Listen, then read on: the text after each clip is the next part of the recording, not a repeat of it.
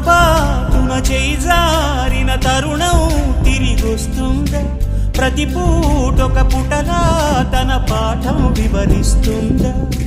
మన కోసమే తనలో తను రగిలే రవి తపనంత కనుమూసిన తరువాతనే పెను చీకటి చెబుతుందా?